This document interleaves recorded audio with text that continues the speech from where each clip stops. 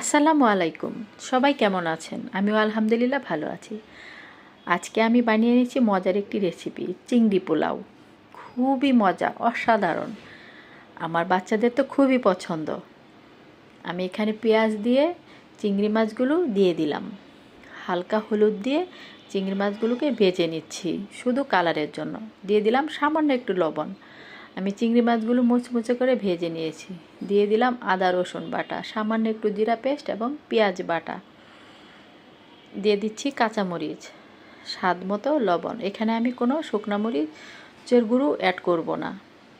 দিয়ে দিলাম দারুচিনি, লং, গোলমরিচ। ভালোভাবে নেড়েচেড়ে মশলাগুলো কষিয়ে নিচ্ছি। দিয়ে দিলাম পোলাওয়ের চাল। আমি এখানে হাফ কেজি পোলাওয়ের চাল নিয়েছি। যে যার মতো পছন্দ মতো নিয়ে নেবেন। দিয়ে দিচ্ছি মটরশুঁটি, গাজর এবং ব্রকলি। এগুলোকে দিয়ে ভালোভাবে আমি চালগুলোকে ঝরঝরে করে একদম ভেজে নেব। এই চিংড়ি পোলাওটা না অসাধারণ হয়, কিন্তু রান্না করে খেয়ে দেখবেন। দিয়ে দিচ্ছি চিনি আর গুঁড়ো দুধ একসাথে মিক্সড করে রেখেছিলাম। ভালোভাবে নেড়েচেড়ে গুঁড়ো দুধটা আমি মিশিয়ে নিচ্ছি। দিয়ে দিচ্ছি 2 টেবিল পরিমাণ চামচ ঘি। দিয়ে দিলাম পেঁয়াজ বেরেস্তাটা কিন্তু আমি আগেই করে রেখেছিলাম। দিয়ে দিচ্ছি চিংড়ি মাছ।